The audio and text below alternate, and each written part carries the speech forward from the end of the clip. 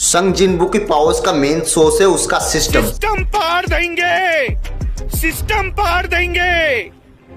So yes guys, आज की इस वीडियो में हम बात करने वाले संग जिनबू वर्सेस साइतामा के बारे में और ये जानेंगे कि कौन सा बिंग ज्यादा स्ट्रांग है और कौन किसको हरा पाएगा एक बैटल में। वर्ल्ड ऑफ सोलो लेवलिंग हो या वन पंच मैन का यूनिवर्स, इन दोनों ही कैरेक्टर्स की बहुत ही ज्यादा रिस्पेक्ट है अपने अपने यूनिवर्स में। लेकिन तब क्या होगा अगर ये दोनों आपस में फाइट करेंगे तो किसकी होगी जीत, किसकी होगी हार।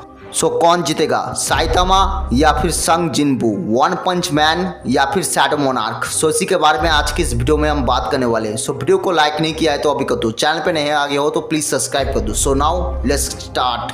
अब अगर मैं बात करूं साइतामा की पावर्स एबिलिटीज के बारे में तो सबसे पहली जो चीज जो साइतामा पोजेस करता है वो है सुपर ह्यूमन स्टैमिना। वो लिटरली 4 घंटों तक गारों के खिलाफ स्पेस में फाइट करता रहा, वो भी बिना ऑक्सीजन सप्लाई के। अकॉर्डिंग टू ब्लास्ट, साइतामा के नॉर्मल पंचेस में ही इतना दम था कि वो पूरे अर्थ के टुकड़े टुकड़े कर देता।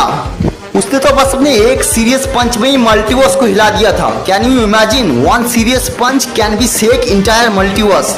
सो इससे तो आपको साइतामा की स्ट्रेंथ का थोड़ा सा अंदाजा लग ही चुका होगा। फिलहाल साइतामा इतना स्ट्रेंथ तो पोजेस करता है कि वो अपने एक पंच से कई सारे यूनिवर्स को डिस्ट्रॉय कर दे।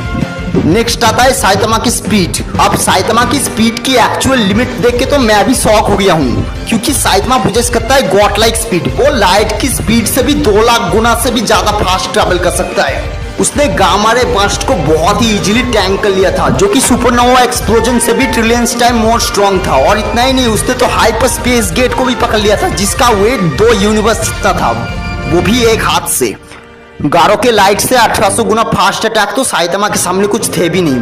अब तो साइतामा के पास टाइम ट्रैवल की भी एबिलिटी आ चुकी है, यानी वो टाइम में आगे या पीछे कहीं पे भी जा सकता है। सो अब अगर मैं बात करूँ संग जिनबू के बारे में, सो जो शैडो मोनार्क है ना, यानी एश बॉन्ड, वो जो अपने होस्ट को चुन लेता है ना तो उसे अपनी सारी पावर्स दे देता है, पूरी तरीके से सुपर नेचुरल पावर्स देता है वो। क्योंकि एश बॉन्ड एक शैडो मोनार्क है, इसलिए जिनबू के पास भी शैडो मोनार्क की पावर्स आ जाती है, जैसे शैडोज को कंट्रोल करना, उस शैडोज को मैनिपुलेट करना, दूसरों की बॉडी से उनकी शैडोज को खींच लेना और भी बहुत कुछ। यहाँ तक कि वो अपने 10 मिलियन शैडोज के साथ अपनी लोकेशन स्विच भी कर सकता है, यानी सम काइंड ऑफ टेलीपोर्टेशन। संग जिनबू की पावर्स का मेन सोर्स है उसका सिस्टम। सिस्टम बेसिकली एक गेमिंग स्क्रीन जैसा होता है, जिसकी मदद से जिनबू अपने स्ट्रेंथ, स्पीड, ड्यूरेबिलिटी और इंटेलिजेंसी को बढ़ा सकता है। सो जैसे हम गेम में लेवल अप करते हैं, वैसे ही जिनबू को रियल लाइफ में सिस्टम के जरिए लेवल अप करने का मौका मिलता है, जिसके लिए जिनबू को कुछ टास्क कंप्लीट करना पड़ता है। उसके बदले में जिनबू को कुछ पॉइंट मिलता है, जिसकी मदद से वो वेपन्स और दूसरे कुछ आइटम्स खरीद सकता है सिस्टम के एक्सचेंज शॉप से। इसके अलावा जिनबू के ज्यादा लेवल अप करने से उसकी बॉडी डिटॉक्सिफाइड हो चुकी है, यानी उसके ऊपर किसी भी तरह की पॉइजन और अल्कोहल का कोई इफेक्ट नहीं पड़ता। उसके पास है स्टेल्थ की एबिलिटी, जिसकी मदद से वो पूरी तरीके से इनविजिबल और अनट्रैकेबल हो जाता है।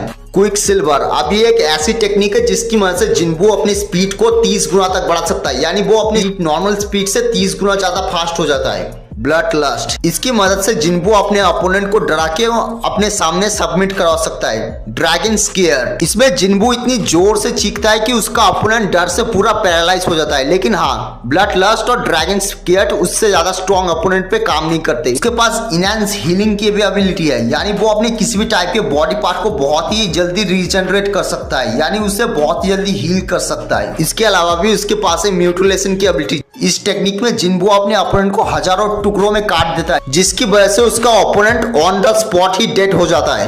रूलर्स अथॉरिटी, इस टेक्निक में जिनबू टेलीकिनेसिस का यूज करके अपने आसपास की चीजों को मूव करने लगता है, यानी अपने आसपास के ऑब्जेक्ट को बिना छुए उठा सकता है। और कोई छोटे मोटे ऑब्जेक्ट नहीं, बड़े बड़े पहाड़ों को ऐसे मूव करता है जैसे वो कोई कागज का खिलौना हो। शैडो एक्सटेंशन, जिसकी मदद से जिनबू किसी भी बीइंग को मार के उसकी शैडो को अपने अंदर अब्सॉर्ब कर लेता है, जिसके बाद वो शैडो जिनबू की शैडो आर्मी का हिस्सा बन जाता है और वो जिनबू का एक लॉयल सर्वेंट बन जाता है। इसके अलावा भी जिनबू टाइम ट्रैवल और टाइम मैनिपुलेशन भी कर सकता है। और इन सारी पावर्स एंड एबिलिटीज के चलते सन जिनबू बन जाता है एक 4.5 डायमेंशन बीइंग, यानी एक स्काई फादर लेवल कैरेक्टर।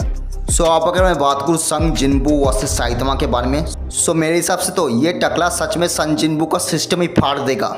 और तुम लोग सोच भी कर सकते हो कि जिनबू साइतामा जैसे मॉन्स्टर को यहाँ पर डिफीट कर सकता है। जिनबू साइतामा का 5% भी नहीं है, यानी जिनबू साइतामा के लिए कोई बिग डील नहीं है। और इंटेलिजेंसी और नंबर्स गेम के अलावा और जिनबू के पास एडवांटेज है ही क्या साइतामा के आगे। स्ट्रेंथ और स्पीड के मामले में साइतामा बहुत ज्यादा सुपीरियर है जिनबू के कंपेयर में। और ड्यूरेबिलिटी की तो बात ही मत करो। मैजिकल अटैक, टेलीकिनेसिस ये सब भूल जाओ, साइतामा इन सब से इम्यून है और एग्जिस्टेंस से इरेज करने वाले अटैक भी साइतामा पे वर्क नहीं करता। और सीधे सीधे बोलूँ तो साइतामा ऑलमोस्ट गोकू जितना स्ट्रांग है और गोकू जिन्बू को बड़े आसानी से हरा सकता है। और अगर गोकू जिन्बू को बड़े आसानी से हरा सकता है तो अपना साइतामा भी जिन्बू को बहुत ही आसानी से हरा देगा। कॉज गोकू और Saitama almost equal power possess करते हैं, ज़्यादा डिफरेंस नहीं है उनके पावर लेवल्स में। सो इन माई ओपिनियन साइतामा यहाँ हरा देगा सन जिन्बू को। सो ये थी आज की वीडियो। अगर आपको ये वीडियो पसंद आई तो make sure like and subscribe. और हाँ, जो भी ऑफेंड होकर मेरे वीडियो को गाली देने वाले हैं उनके लिए एक मैसेज है,